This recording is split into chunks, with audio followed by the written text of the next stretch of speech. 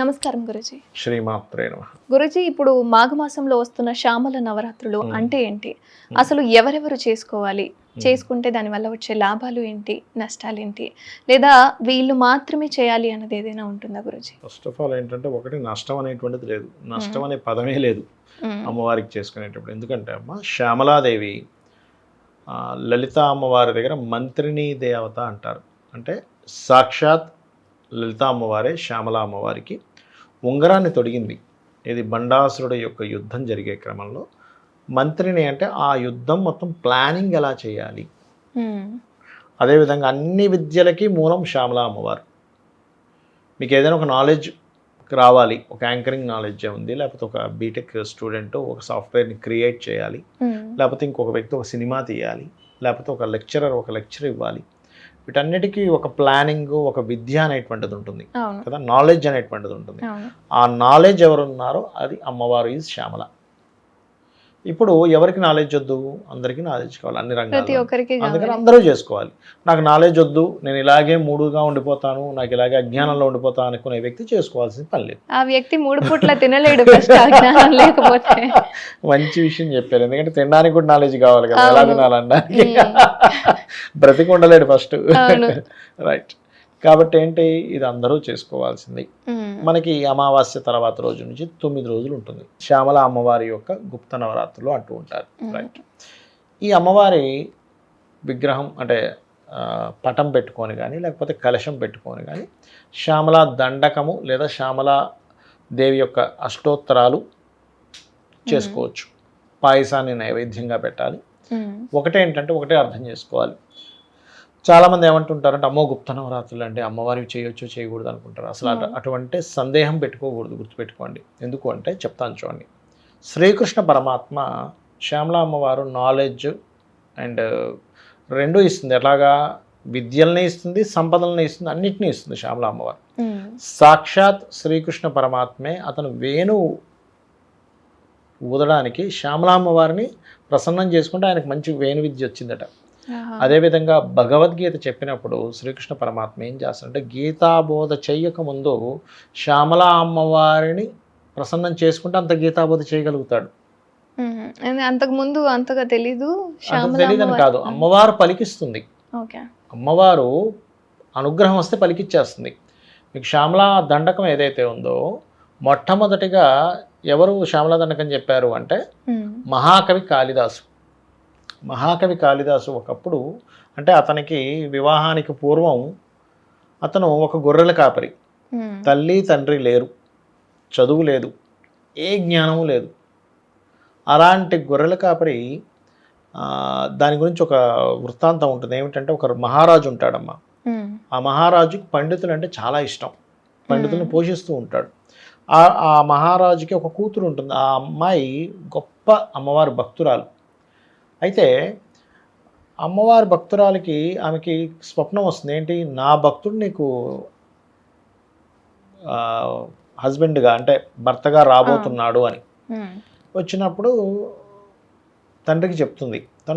తండ్రి ఏం చేస్తాడు, వాళ్ళ దగ్గరుండే మంత్రుల్లో ఒక మంత్రిని పిలిచి మా యొక్క కూతురికి ఒక మంచి వరుణ్ణి వెతుకుతున్నాము, నీది బాధ్యత, ఒక మంచి గొప్ప పండితుడిని నువ్వు తీసుకురావాలంటే ఈయనకు అప్పటికే ఈ ఎవరైతే మంత్రి ఉన్నాడో అతనికి కొంత రాజు కూతురు మీద కొంత ఇష్టం ఉంటుంది. ఇష్టం అంటే చేసుకోవాలనే ఆలోచన ఉంటుంది.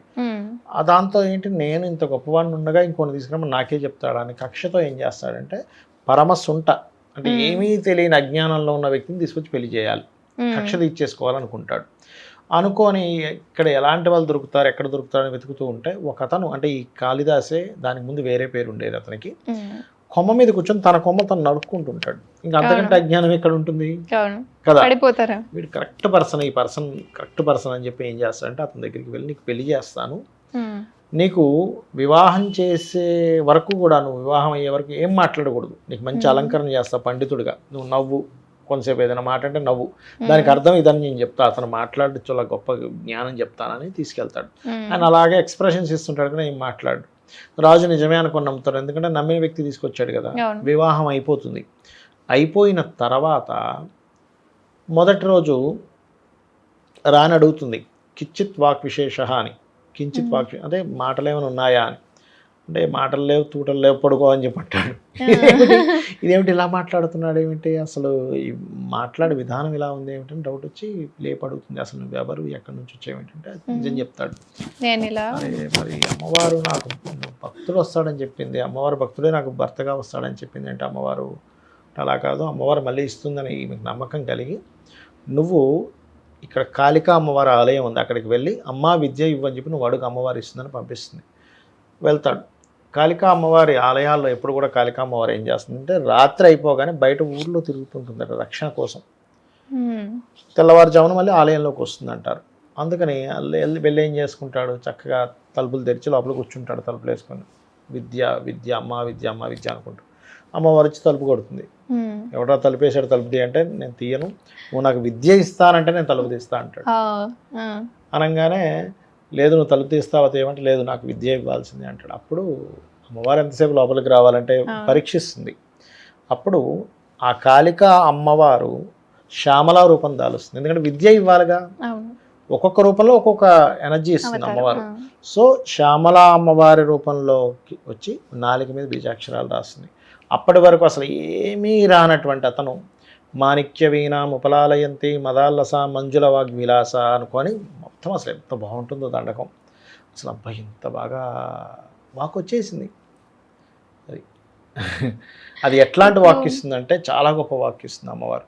అంటే అతను ఏది పలుకుతే అది నిజమైపోయి వాక్ ఇస్తుంది.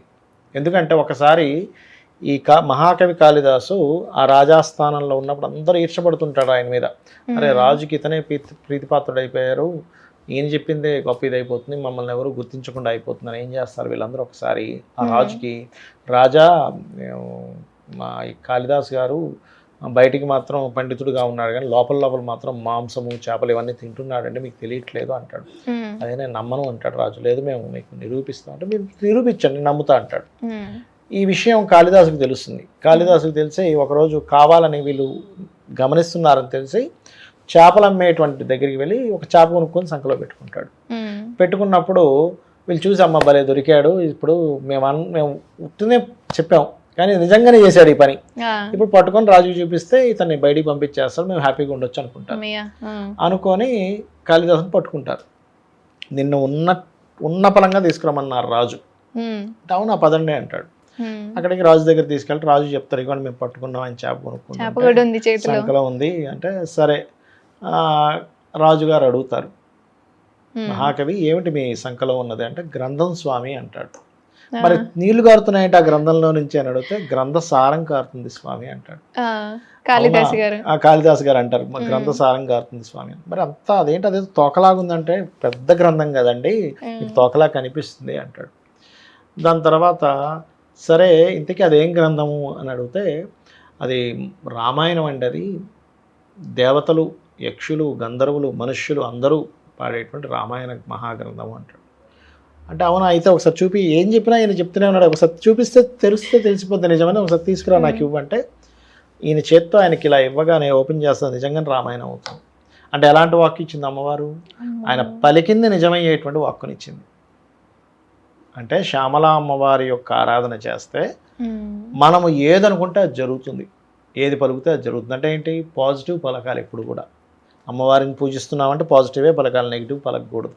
ఏ అమ్మవారి ఆరాధన అయినా కానీ ఇది అర్థం చేసుకోవాలి. సో ఈ నవరాత్రుల్లో కూడా చక్కగా వీలైతే పొద్దున్న నుంచి ఉపవాసం ఉండడం. ఉపవాసం ఉండేంత శక్తి లేదు, శరీరం సహకరించదు, టిఫిన్ చేయొచ్చు, చక్కగా టిఫిన్ చేయొచ్చు, ఒక పళ్ళు తినొచ్చు, పాలు తాగొచ్చు, తప్పేం లేదు. అమ్మవారు ఏం కోప్పడదు, వీడు టిఫిన్ తినకుండా చేశాడు. తల్లి ఎప్పుడైనా అనుకుంటుందా తినకూడదు అనుకుంటుందా, పిల్లలు అలా ఏమనుకో, శక్తి ఉంది ఉండగలను ఉండొచ్చు. ఎందుకు తినవద్దు అంటారంటే మనకి నిద్ర వస్తుందని పూజ చేసేటప్పుడు, తామసత్వం వచ్చేస్తుందని తినొద్దు అంటారు. శక్తి ఉంది తినకుండా చక్కగా పూజ చేసి తర్వాత ప్రసాదంగా స్వీకరించవచ్చు.